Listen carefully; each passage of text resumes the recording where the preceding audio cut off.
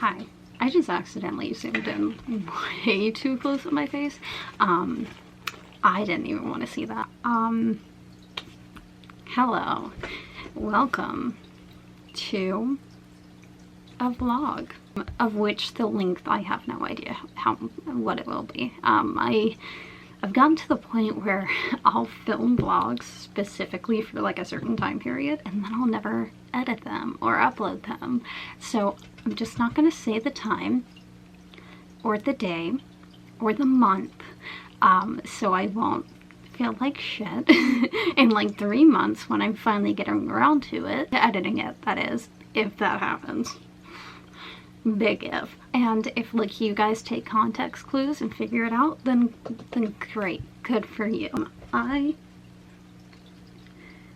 a little while back tried to make a Summerween vlog, but then I desperately hated the first book I read for it.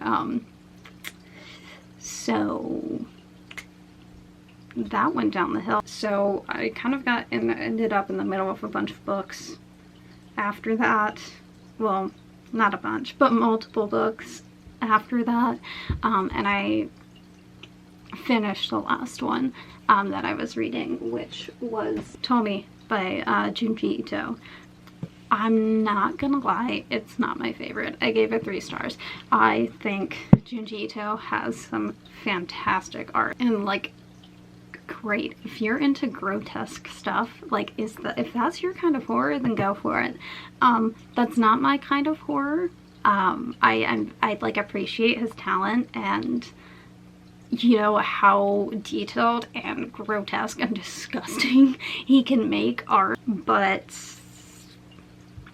this specific story wasn't my favorite. I mean, this was his debut, so like give the man a break. I'm not super into this whole serialized thing where it's just different stories following like the same antagonist over and over.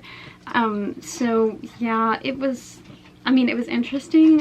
What was most interesting is I was trying to connect all the stories, but I knew going into it that they didn't connect, so I don't know why I kept trying to do that. Some of them did, so it wasn't all a waste, but that's not the point of the story. I'm not sure if there is a point other than to just mess with your brain and be really gross in the detail of the body horror. But yeah, it wasn't my favorite. I didn't find it scary. Same with Uzumaki, I didn't really find that scary, but because of how unique that plot was, like fucking spirals, okay. And the fact that they did follow more of like a linear timeline, more of a connected storyline than this one. I definitely would say I like that one more. I give it 4 stars. This one, 3 stars. Fantastic illustrations. Plot, not so much. I really thought there was going to be some commentary that went along with this. I see that potential in some of Junji Ito's work, and I don't think it ever happens. So maybe I should stop expecting that. I don't know. I think Remina still has potential, especially since I'm pretty sure that one's not serialized, like it's a full linear story. So maybe I might still pick some up. Gyo, I think, is also linear. I'm not sure how I feel about the antagonist being a fish. So I'm kind of sketched out by that one, but Remina I might pick up. Anyways, I wanted to pick out a new book to read to start this vlog, and I am gonna do that at random, and I need to get my laptop because it has the spreadsheet of all the books that I haven't read. In the meantime, if you want to meet the newer members of the family, he's so cute. Are you gonna lick my face? No? Okay. This is Hickory. He's actually the second one I got, so let me go get Juniper. This is Juniper. Oh, she is gonna lick my face, isn't she? No? Are you? I don't know. But anyways, I got 2 ferrets. They're both wonderful. And since I'm home and ferrets should not be left in a cage constantly, that's not how they thrive, I'm gonna let them run around. She is staring at me and it's really freaking cute. Their cameo just now was to say there will likely be more cameos, because who doesn't love a cute ferret video? Like, they're so adorable constantly. I just brag about them. They're sitting in a hammock. Lovely. That's their cage, by the way. That's also my closet. It's theirs now. I've gotten more books since the last time I finished a book. So real quick, I am going to add the new ones. I have them written down in my bullet journal. Don't you love that Doge meme? So, fun fact, what I'm doing is going to a random number generator because I am indecisive, and I'm just entering in the amount of books that I have, like, so 1 through that number, which I'm not gonna give because it's embarrassing, but I'll enter in those numbers, and then whichever number it comes up with and that number corresponds with on the spreadsheet is the book that I will read if I want to read it. If I don't, then I mean, I'll either, you know, save it for a later date, or I'll reconsider owning it. I feel like I go through my bookshelves literally every month and get rid of more books, so I think I have a solid idea of what I want to read and that it's on those shelves, but you know, every now and then I'll come up to one, I'm like, do I really want to read that? I got the number, and it's one of the lower numbers, which means I probably had this book for quite some time. Oh my gosh. Okay. This is so random. Hi, I was laughing because this book is honestly ridiculous, and that's why I wanted to read it. I have no idea if this book is good, but it's The Epic Crush of Ginny Lo. I got an ARC actually that I found randomly at a thrift store after it had come out, don't worry. This is by F.C. Yee. They're the author that does the Avatar, The Last Airbender books, the Rise of Kyoshi, that series. I see that they're actually doing one like for a lot of the previous Avatars, so they're doing one on one of the past like Airbender Avatars. I don't know much about them. I mean, Kyoshi is the one that I'm like, whoo, hello. But this is their earlier book, which is honestly, I think, like a comedy action thing. When I saw it, I don't know why, but it reminded me of that one movie, Disney Channel movie. It was like had something to do with Kung Fu, and it was Brenda Song. She was in it, and it was like these people kept getting possessed from a picture, and like she had these super huge martial arts skills. I do not know what this movie was called, and I don't know if the plot is anything like this book, but for some reason I saw it, and like that's what this gives me the vibes of. And I saw that movie a lot when I was younger. I mean, Brenda Song, she was great. Yeah, this is, I mean, the tagline is "A demon invasion is no excuse for bad grades," which, it just, I hope to have just like a fun time reading this book. I'm not expecting it to be fantastic, but I am expecting it to be kind of ridiculous. It's essentially about this really good student who, she's just like a really good student, and then all of a sudden she's like studying for the SATs, blah blah blah, and all of a sudden all these like freaking demons and monsters from Chinese folklore invade her town, and the new kid ends up being a mythical monkey king, like suddenly acing the SATs is the least of Ginny's worries. The fates of her friends, family, and the entire Bay Area all depend on her summoning an inner power that Quentin assures her is strong enough to level the very gates of heaven. But every second Ginny spends tapping into the secret of her true nature is a second in which the lives of her loved ones hang in the balance.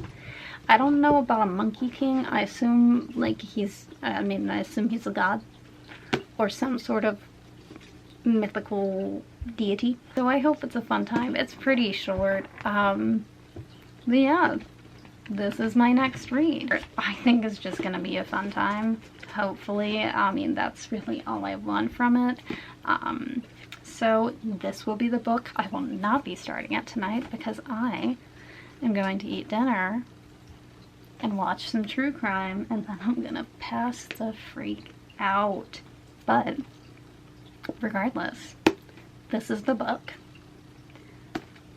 I'll update you when I've made some progress. Bye.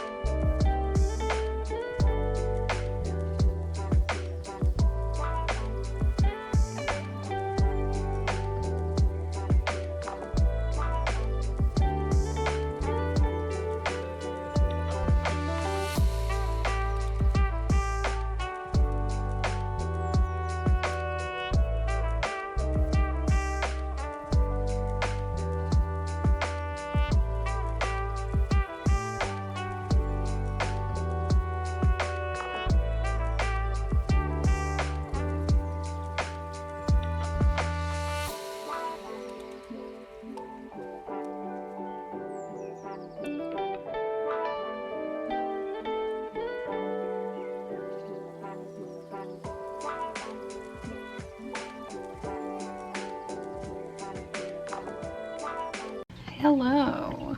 This is not a great angle. Okay, whatever.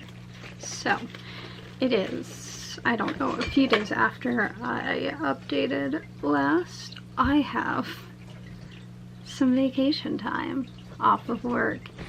Don't we love that?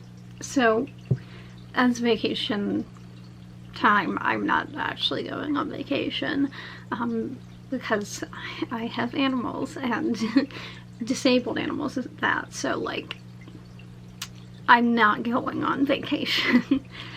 So instead I wanted to explore some of the local places, shops around me. That's usually what I do when I take vacation time off work.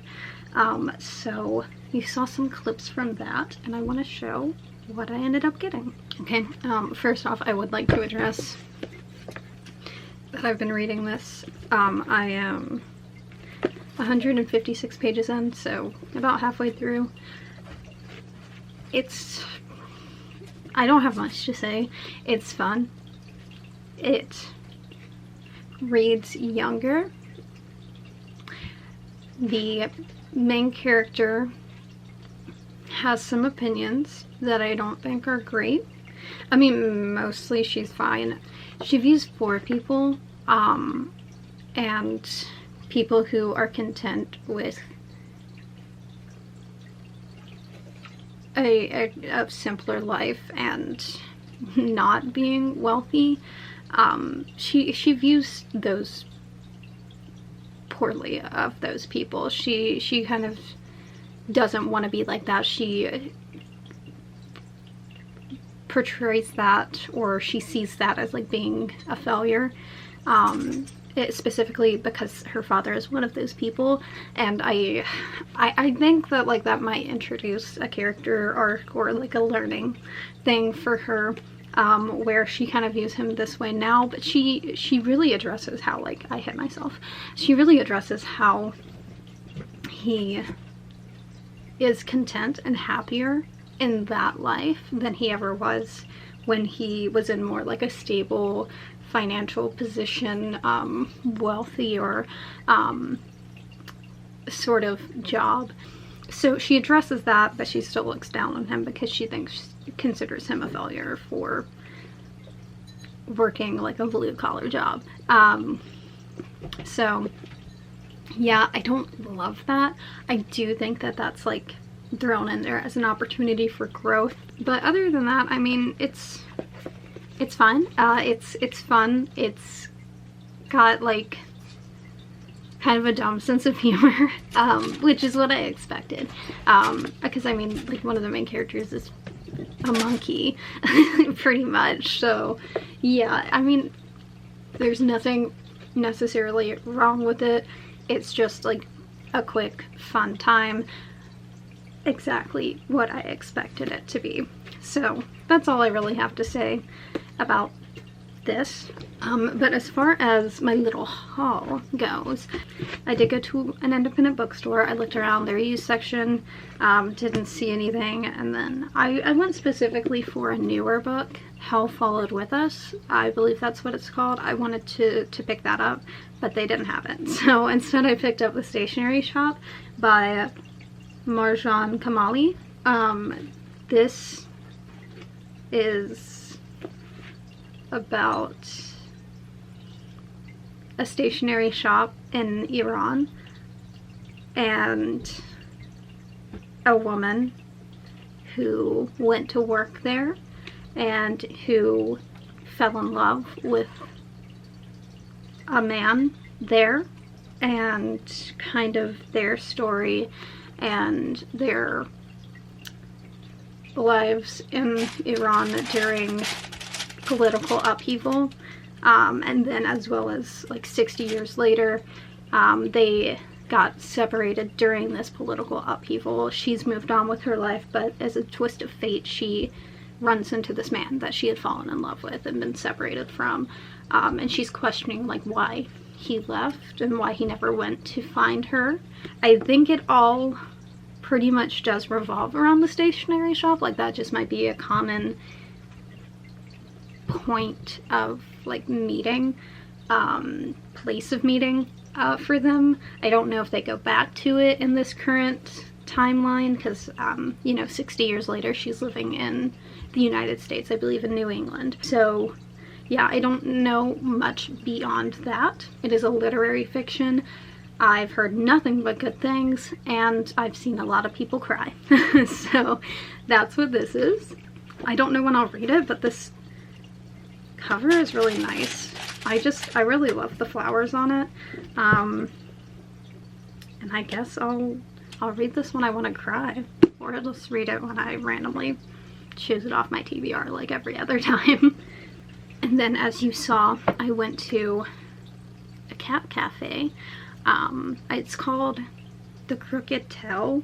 It's in downtown, kind of near where I live. But I didn't get anything to drink or eat at the cafe. But I did get some little novelty items from them, because you had to pay to get in. Obviously they're doing this to kind of keep the cats well fed and taken care of before they get adopted. So paid to get in, and then I bought like some little merchandise. The first thing I found was this funny little candle.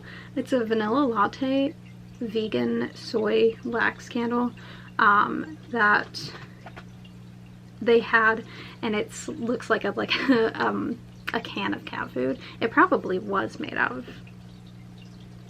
an old can of cat food, to be honest. But it smells amazing, like a vanilla latte. Like I can smell the caffeine in that. I got an enamel pin, but I already put it on my book bag and I don't feel like taking it off, so I got that. It's a rainbow with like a cat's face. It kind of reminds me of that one meme, like the Pop-Tart cat with the pooping the rainbow. Do you know what I'm talking about? I can't remember what he's called, but him. But the other thing I got was this cute little kitty plushie, and it's like those reversible octopuses, or octopi, those things. So I have a happy cat, and then I have a grumpy cat. It's so cute. So I never got one of those octopi things. And I'm a crazy cat lady, so I will have this instead.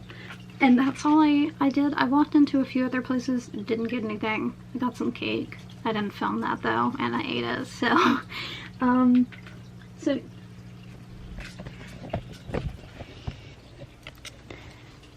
look at him!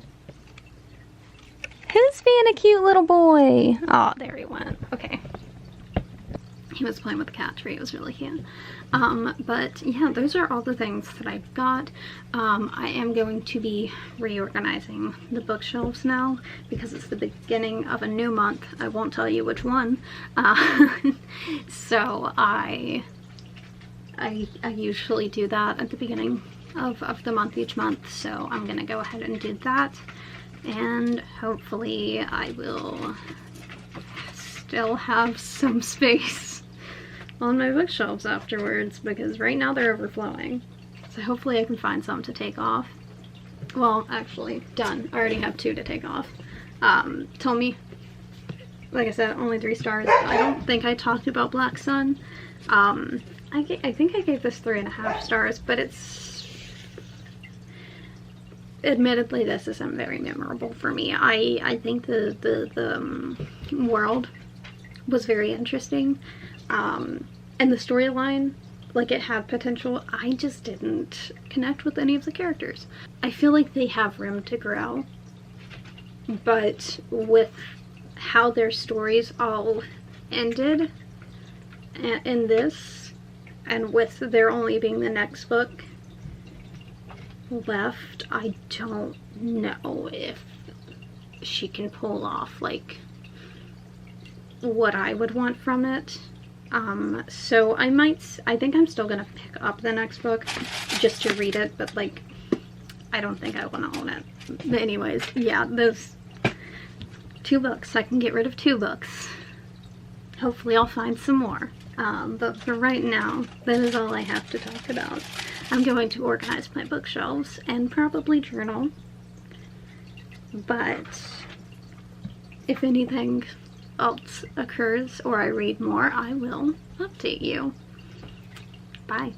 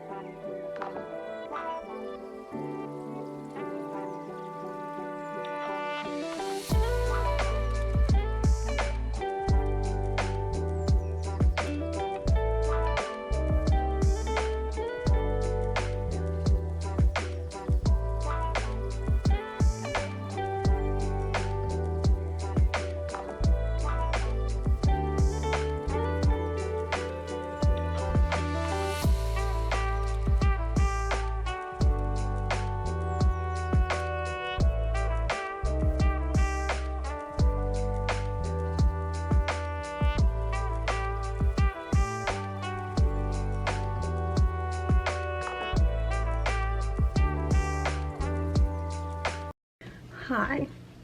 This is a horrible angle. I'm just here for an unboxing. It's from Barnes & Noble. And I haven't read anything. Well, I read like a chapter. That doesn't count. Okay, I got 2 books. I got these for buy one, get one half off. By the way, maybe I should... Hello. I got If We Were Villains by M.L. Rio. This is a dark academia. I don't know if dark academia is even my thing, but I've heard good things about this one. I personally really love this cover. Why? I don't know. It's literally just the title and then some vines. Yes, this is essentially about this like theater troupe from college who does Shakespeare, and one of them was murdered. The main character got framed for this guy's murder, who was also part of their theater troupe, and then it's kind of him 10 years later, after he's been in prison for 10 years, talking about what actually happened and who killed this dude, why he was killed, all that. The second book I got was Vengeful by V.E. Schwab. This is the sequel to Vicious, which I read earlier this year, and I knew I was going to pick up the sequel. I didn't know when, because I don't particularly think Vicious needs a sequel, but I liked it enough that I'm willing to pick it up. I don't know if I'll like it. I just don't really know where she intends to go with it. I know there's going to be a third book as well. I think this will be a trilogy. I can't remember what the third book is supposed to be, like Victorious or something like that. I don't know. But this one has new characters. Obviously, there's Victor and Eli. Eli is in a completely different situation than he was in the first book based on the ending. Okay, the synopsis on the back of this is different from the synopsis on Goodreads. So the synopsis on the back of this says, "Great partnerships now soured on the vine, but Marcella Riggins needs no one. Flush from her brush with death, she's gained the control she always sought, and will use her newfound power to bring the city of Merit to its knees. She'll do whatever it takes, from taking over the mob to collecting her own sidekicks, and even leveraging the 2 most infamous EOs, Victor Val and Eli Ever, in a dangerous game of cat and mouse." I guess it follows this new girl, Marcella, which is interesting because when I read the synopsis, it made it seem like it was actually following mostly Sydney. Sydney Clark from the first book. She's like a 12-year-old girl who raises people from the dead. I was under the impression it was mostly from her perspective, but I guess not. So I wonder where they're going with that. I do also know that Victor's asexuality is like on page in this book, which I'm very much am keen to see, because I did think that that was going to be something in the first book as well. I was sad to see it was not. I also wonder if she's going to pull like this weird romantic interest between Eli and Victor. I hope not, because Eli is such a piece of shit. But I think that's the impression that I'm getting, or I've got from people who have read these books before, so we'll just see. I'm interested to continue and see if I am one of those people that's like, yeah, it should have just stayed the one book. I think I probably will be, but considering I have no idea where she's really going with the storyline, I could fall either way. Like I said, I don't have any reading updates. I read a chapter, but now I have food, so I'm gonna go and eat that and talk to you guys when I have an update. Hi. So, my ears hurt. I'm taking these earrings out. I'm here to discuss the epic crush of Jenny Lowe. I feel like there's not much to discuss. I also have a package, so I'm gonna, oh, that's my address. I'm gonna open it up while I'm talking. Yeah, the epic crush of Jenny Lowe. I it was fine. I ended up giving it 2 stars. The first half of it kind of did have that humorous aspect that I was looking for going into it. However, I mentioned when I was starting it that I was hoping it didn't take itself too seriously. And so when the actual conflict started happening in the second half of the book, it started to take itself too seriously. So it'd been pretty fun for the first half, because it was just like, what the heck do you mean you're the Monkey King? Kind of thing. And then it tried to be a little serious with the whole saving the world kind of thing, like people in dangerous situations. I mean, well, if it was real, it'd be very dangerous, so ignore those quotation marks. But what I mean is, a lot of the times the actual conflict, it took like 2 seconds. In fact, this entire book was super anticlimactic. Like, it's kind of funny how that it acknowledges the fact that it was really anticlimactic. But yeah, every single fight, it lasted like 2 seconds. So yeah, I felt like it could have been really comedic in a way if it hadn't simply lasted like 2 seconds. Or if it had simply lasted 2 seconds, they could make a joke about how all the other bad guys suck. But they didn't do that. They just punched the bad guy through a mountain and then went on with their day. Like, that's literally what happened. The moral thing did end up happening. She realized that her father was happy, and all that jazz. I'm glad he realized that poor people deserve happiness too and can be content in their happiness. I'm sorry. Yeah, just for that alone, the anticlimacticness and the very unserious narrator taking the situation very seriously, it wasn't my favorite. I do think it was meant for like a younger audience. Obviously it's YA. I think it steers, kind of steers towards the younger side of YA. And as I am not a teenager, I am not the target audience, so it wasn't my favorite. As of what I'm reading now, I actually picked up Into the Drowning Deep by Mira Grant. I am 70 pages in. It's brutal. It really is brutal though. Those killer mermaids, they weren't kidding with that stuff. I picked this one up on a whim. Oh, by the way, what I got is this cute little pen from this TikTok account. I don't know if any of you guys follow them, but it's like the Foofy Ferrets. Come on, you can do this. Focus on the pen. Look, it's Nugget with a pride flag. He's looking so cute. So that's what that is. We're focused again. Yeah, that's what I'm reading right now. If you do not know what this is about, it is a horror about mermaids that eat people. What this book is about is essentially there's this TV network who is filming a mockumentary about mermaids in the Mariana Trench, and joke's on them, they weren't mocking anything. The mermaids didn't like being mocked, so they ate them, all of them. And it's kind of this whole found footage thing for a while.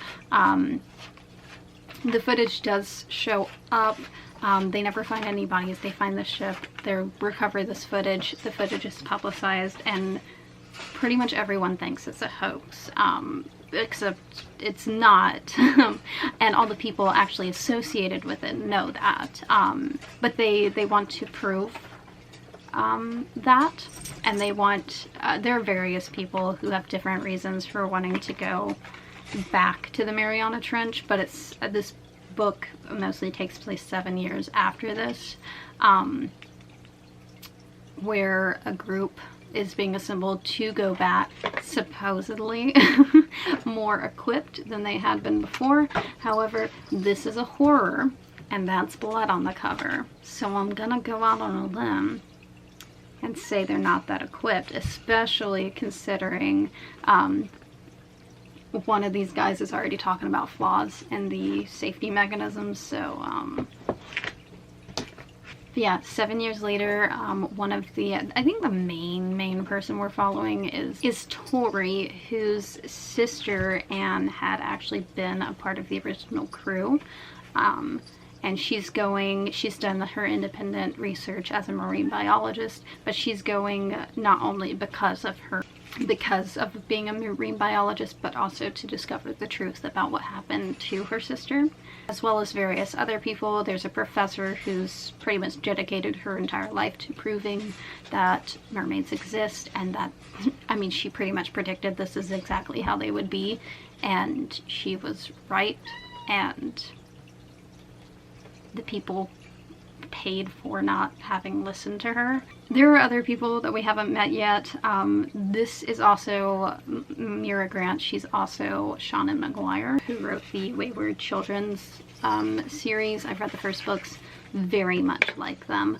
I know a lot of times people will kind of change up the pen name they're using because they're changing up something about their writing. I'm hoping it's just the genre in this case, because I do really enjoy the way Seanan McGuire writes. And right now the writing isn't as lyrical, but it's definitely good. So I'm intrigued. I know that there is deaf representation in this book, as well as chronic pain, because one of the characters that we've been introduced to, that's something that he deals with because of some nerve damage that he experienced. Those are represented in here. I'm pretty sure there's a relatively diverse cast in here, but I haven't met everybody yet. Everyone I have met, very interested in. But yeah, that's what I'm reading now. Like I said, 70 pages into it. They have not gotten on the ship yet. We're kind of going through this phase where we're introduced to the entire crew. So I've met 4 people on the crew so far. I'm about to meet a 5th. I'm excited. I'm very intrigued with everyone's storylines and how they interconnect. And damn, the horror part of this is just brutal. Like the way they describe that, disgusting. I feel bad for everyone on this ship, whether they live or not. I would not want to see that. Have not read too many horrors. A lot of the ones that I read have the common denominator of having like a scientific or environmental reasoning behind them. I honestly think Mira Grant may be going along that route as well, since a majority of this crew is like into environmentalism. They're marine biologists, things like that. It's a bunch of scientists on a boat, essentially. So I think she's leaning in that direction. They've talked about, you know, the environment and the effects that it's had on the oceans.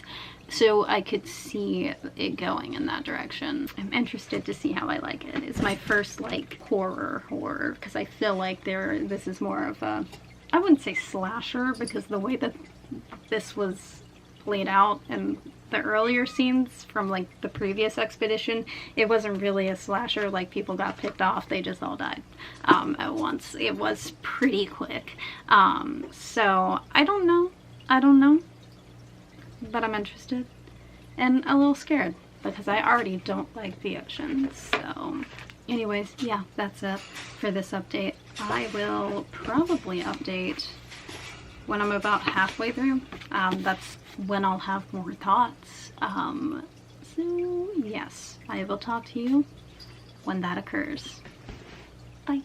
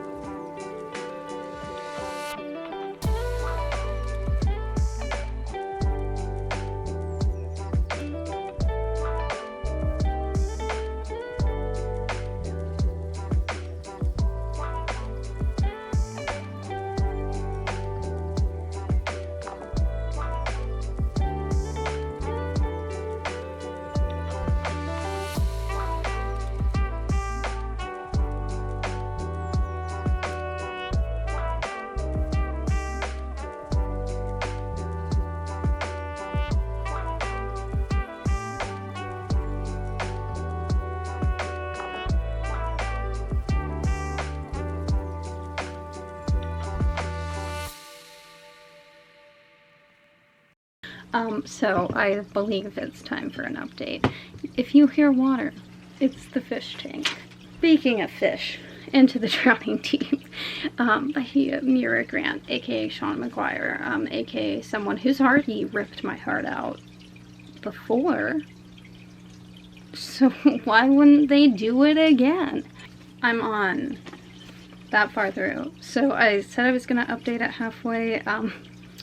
More like 3/4. Oops, sorry, my bad. I've been stressed out, but like not in a bad way. This book is stressing me out. It's not life. I'm fine. But this book. So if you wanted like I don't know why I thought this. For some reason I thought it was gonna be almost slasher-esque, like it was gonna be real brutal, like picking people off one by one, or kind of brutal. So like lots of murder, which can you consider it murder when you don't technically know the extent of this being's consciousness? I don't know, but that's the kind of conversation that we be having in this. So the tension is definitely there. It's not that kind of story, like slasher or jump scare kind of horror, but for some reason I always have the feeling that somebody's gonna be alone and immediately a jump scare is gonna happen, like mermaids fly out of the water and kill people, as if that's happened. It hasn't. Mermaids don't fly. They can't power project themselves from the water. So, like, I don't know why I'm still expecting that, but it has that kind of tension where it's like, you know shit's gonna go down, but you don't know when. And I'm 100 pages from the end, and shit hasn't gone down.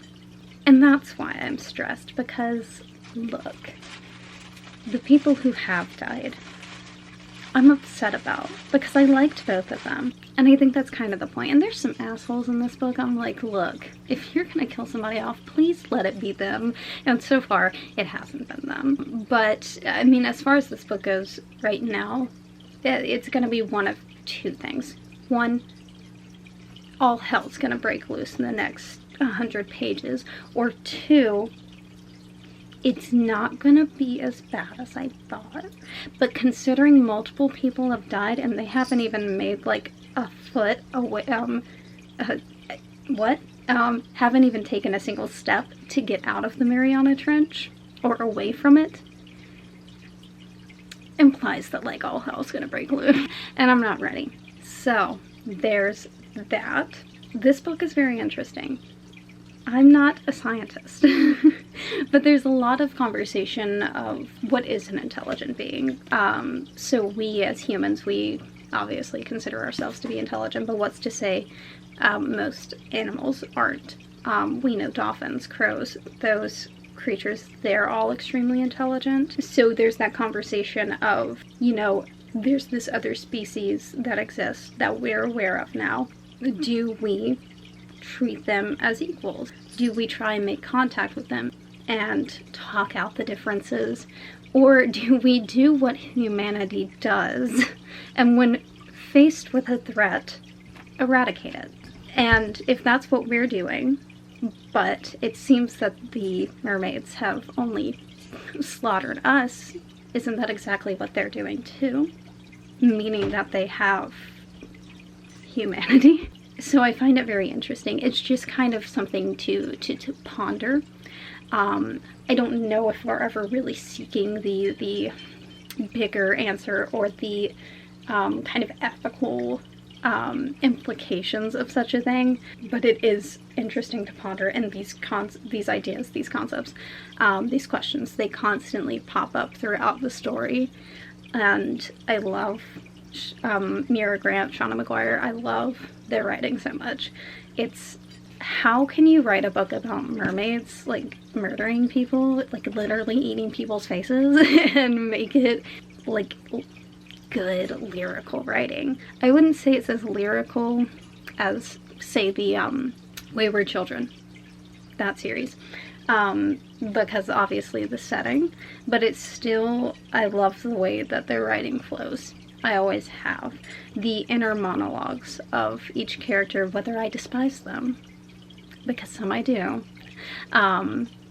They're so interesting, and you get so many perspectives in this book, so many characters that you can dig deeper into and understand their reasoning for, you know, entering this trip and risking their lives, because they, to some extent, they did know what they were signing up for and the dangers that went along with it. So it's interesting seeing like the logic behind someone who would take such a risk. So it's really interesting, and I mean, I get if you were going into this book for like a horror, you might not enjoy it because it is slower. It's not like action-packed murder, anything like that.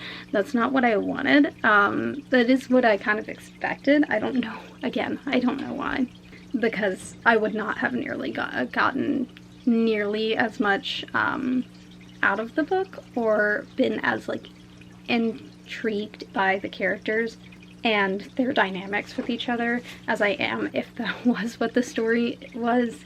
And then there's always also the conversation of corporate corruption, which obviously they're on this ship because of a television company, a production company, and there's sketchy stuff going on with them. Like, I mean, just the idea that you know that this was out there, you have proof, and then you're sending more people out there knowing that they could potentially die, that's already corrupt to begin with. But then even more stuff, you know, comes out. Their motivations are not pure, they're purely monetary, but neither are the motives of the other characters necessarily. I do think, in a sense, science, wanting to discover new things and be curious, that is pure, but you know, only to some extent is that what these people are trying to achieve. They all have some personal gain from being on there, and I find it very interesting. If you're not like a character-driven person or somebody who wants to like get in the psyche of these people, because my ass, if I knew there were killer mermaids in the Mariana Trench, I mean, I'm not going near the Mariana Trench. I'm not going on a boat in general. I think I went on one when I was a kid, when I didn't think about what was probably in the ocean. But now, like a 22-year-old, no. Maybe knee deep, probably not even that, because I know sharks can get there, so no. So me, absolutely not. But I find it so interesting what these people's motivations and how complex their motivations are. They're not so simple as, oh, I want revenge for my sister, oh, I want to prove my life's work. It's more than that, and I find it so interesting. Anyways, that's the update. I'm enjoying what I'm reading. I did want to pop in before all hell broke loose, because I do, in fact, believe that's what's going to happen within the next 100 pages. And then I guess the next clip will be the aftermath of that. I didn't read the epilogue. I was turning to see how many pages were in the book. I saw a name in the epilogue. So, and just the fact that there is an epilogue implies that at least someone lives.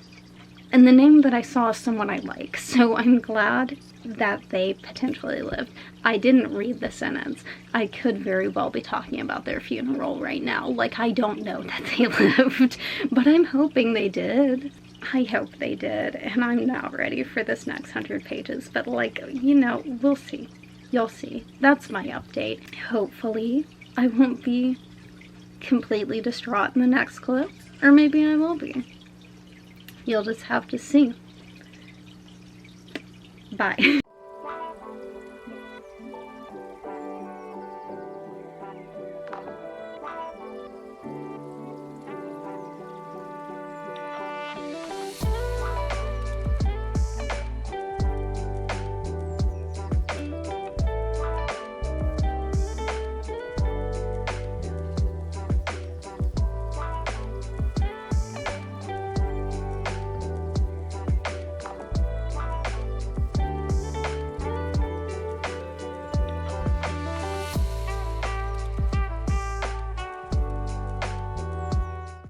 Hello.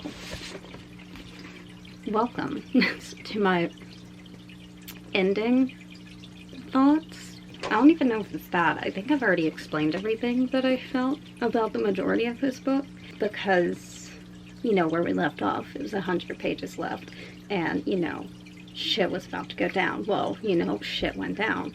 Shit went down, but it also wasn't as bad as I thought it was going to be. So, like, is that a win? I don't know, because I was expecting it to be, like, real brutal, and it was in description, but not, like, on my emotions. So I appreciate that, but not sure it lived up to, like, the horror in that aspect. However, the tension in the last 100 pages of this, intense. I will admit, a little convenient. Certain things were a little convenient. I was like, there is literally no way that you are going to live through this, but they did. They did.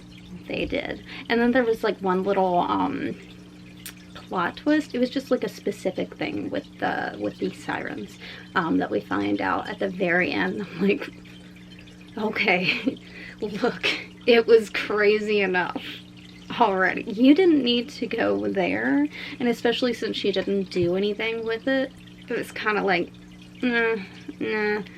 Did you need to throw that in there? Not really. But everything else about this book, fantastic.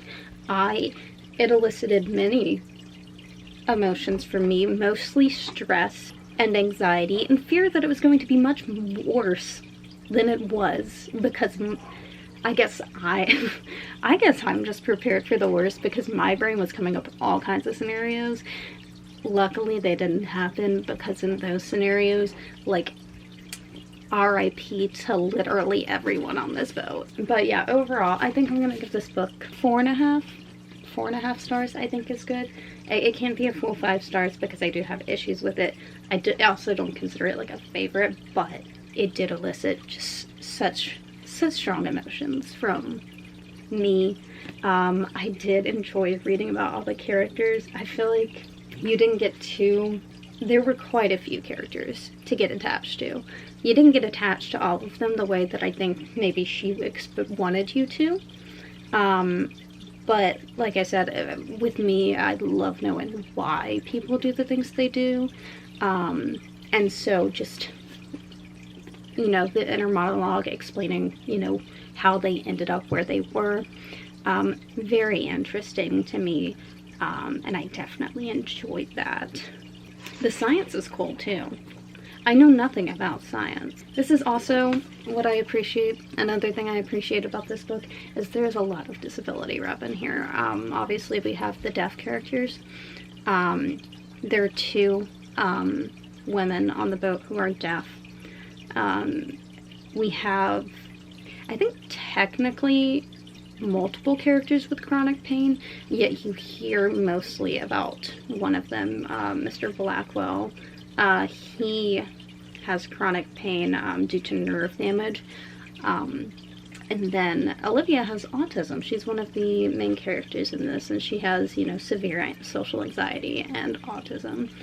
So lots of disability rep. I feel like I rarely ever see that in books, so very much appreciated. I also very much appreciate that she didn't, you know, kill off every single disabled person, because media has a tendency to do that, which is just horrible.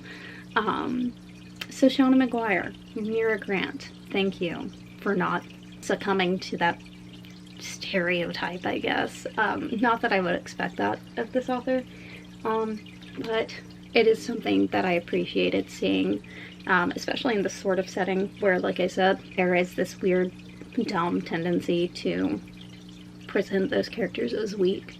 That's all I have to say about this. Like I said, I think I talked about most of my opinions in the previous clip, and then this last quarter of the book was like a free-for-all. Like shit went off the rails. We were expecting it, but I can't really say much about that because spoilers. If you are expecting a fast-paced thriller, slash horror slash slasher.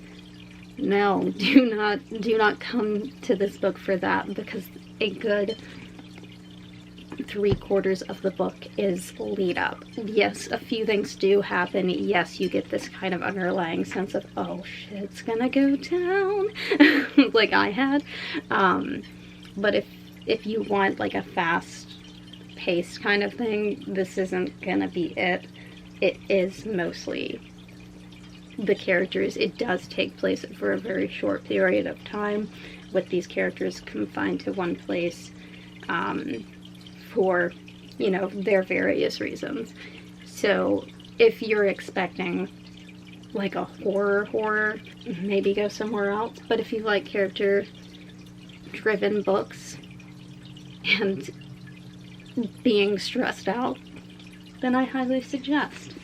I finished 2 books so far for this vlog. I think, because I've been filming this for a while, that I'm gonna cut it off here. I had 2 books, one not so great, one pretty freaking good. So yeah, I call it a success. Or at least halfway a success. I didn't dislike this, it was just kind of boring. So yeah, I am going to end this here. I don't know when I'll edit it. I don't know what I'm reading next. I have an idea. I might pick up Kaikeyi. Is that how it's pronounced? I believe this is pronounced Kaikeyi. It's by Vaishnavi Patel, and it is a retelling. She's a character from Indian mythology or folklore. I know nothing about her, but I do tend to like these stories. This was when I was like randomly choosing my next read. I did run like the random number generator, but I wanted to read Into the Drowning Deep because I had randomly mentioned cryptids in a conversation, and it made me think of that book and how I really needed to read it. So that's why I ended up picking up that one. But when I did the random number generator, this was the one that popped up, and it is a new release that I obviously got with Book of the Month, but I was anticipating it. I was like, I saw their little hint that they do every now and then for the month, so I'm like, hello? This one? Yes, please. I'd like to buy it for less than the cover price. I think I probably will pick this one up. This will be my next read, but I'm not gonna start it tonight or in this vlog because it's already almost 9 o'clock. That book got me stressed out. I literally just finished it. So I'll start this one probably tomorrow. I do have to work tomorrow, but I tend to read a little bit at work when the system is lagging. So yeah, I hope you all enjoyed this vlog. I hopefully will have it out somewhat soon. I didn't say what time of year it is on purpose because I didn't want to be judged for how long it takes me to edit this vlog, but hopefully it won't be too long. But yes, that's it for the vlog. I hope to get it out to you guys soon, and I'm gonna start a new one when I start this. So tomorrow, maybe, unless I'm tired. I'll start a new one eventually. But yes, that's it for this one, and I'll see you in my next one. Bye.